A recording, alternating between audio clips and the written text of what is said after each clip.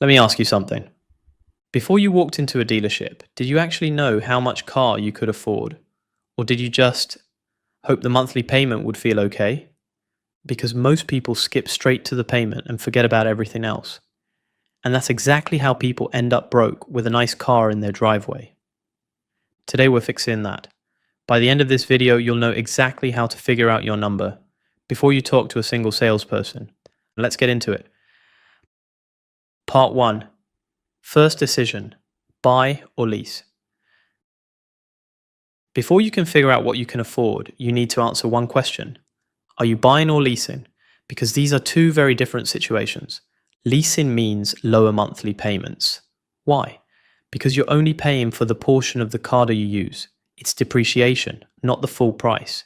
You get to drive a newer car for less money per month.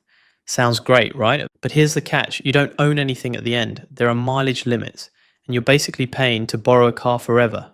Buying means you own the car. No mileage caps, no returning it. And when it's paid off, that monthly payment disappears. You can even sell it if you need to. Buying costs more upfront. But long-term ownership almost always wins. Neither option is wrong, it just depends on your situation. But knowing which path you're on changes how much car you can afford, so decide this first. Part 2. Your salary is the starting point. Okay, here's the part most people skip, doing the actual math. Your income is the foundation of your car budget, and there's a simple way to figure out your limit. Take your annual income, divide it by 12 to get your monthly income, then figure out what percentage you're comfortable spending on a car payment. Here's a quick breakdown. If you make $30,000 a year, a reasonable monthly payment is between $250 and $375. At $50,000 a year, you're looking at $417 to $625. At $70,000 a year, somewhere between $583 and $875. At $90,000 a year, roughly $750 to $1,125. And at $120,000 a year, you're in the $1,000 to $1,500 range. Now here's the key rule from the experts. Your car payment for a new car should be no more than 15% of your monthly take-home pay. For a used car, aim for 10%. And when you add in gas, insurance, and other car-related costs, everything together should stay under 20% of your take-home pay. That 20% number is your ceiling. Don't go over it. Part 3. Estimate your actual monthly payment. Now let's get into how your payment is actually calculated, because it's not just the price of the car divided by the number of months. Interest is a big deal here. The interest rate you get depends largely on your credit score. Better credit equals lower rate equals lower payment equals less money out of your pocket overall. For example, the same $30,000 car loan could cost you hundreds of dollars more per month with bad credit compared to good credit, just because of the interest rate difference. Before you shop, look up average auto loan rates for your credit score range. Then plug those numbers into a car loan calculator to see what different prices actually cost you monthly. This step takes maybe 5 minutes and can save you thousands. Part 4. Get pre-approved. Don't skip this. Here's one of the most powerful moves you can make before stepping onto a car lot. Get pre-approved for a loan.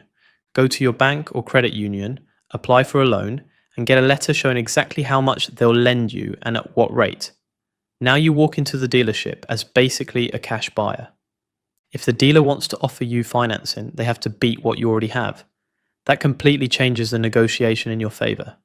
When lenders review your pre-approval, they look at 3 things: your credit score, your income, and your debt-to-income ratio, which is just how much of your monthly income is already going toward existing debt.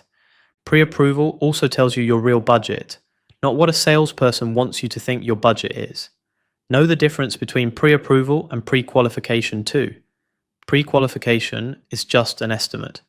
Pre-approval is an actual commitment from the lender. Part 5. The out-the-door price is what actually matters.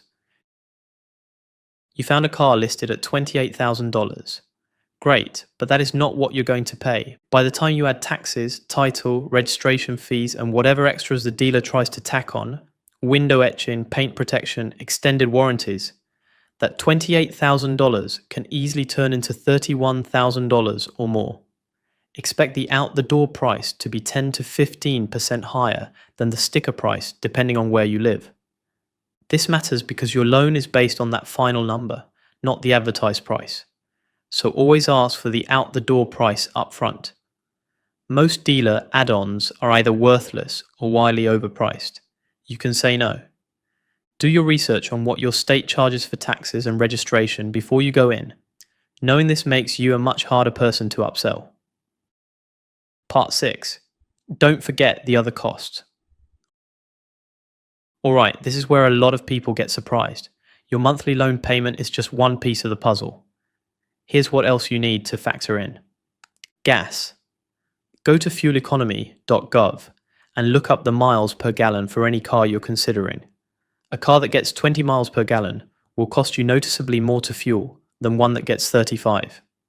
Over a year, that difference can be hundreds of dollars. Insurance. This one surprises people. The national average for auto insurance in 2025 is about $2,638 per year. That's over $220 a month. And that number went up more than 12% from the previous year. Different cars cost different amounts to insure, so check before you buy. Maintenance and repairs. All cars need oil changes, tires, and occasional fixes. Some cost more than others. Luxury brands are generally more expensive to maintain. Tools from Edmunds and Kelley Blue Book can estimate these costs for specific vehicles. Depreciation. This isn't a bill you pay monthly, but it's real money you lose. New cars lose value fast. Factor this in when deciding between new and used. Add all of these up. If the total pushes you past that 20% of take-home pay threshold we talked about earlier, you need a cheaper car.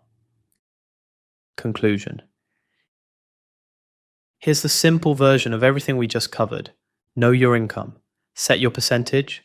Check your credit. Get pre-approved. Ask for the out-the-door price. And factor in gas, insurance, and maintenance before you commit. The goal isn't just to afford the payment. The goal is to afford the car, all of it, without it wrecking the rest of your financial life. A car should get you where you're going. It shouldn't stop you from getting where you want to be financially. If this helped, hit that like button and subscribe. We've got more money videos coming that'll help you make smarter decisions with every dollar. See you next time. See you.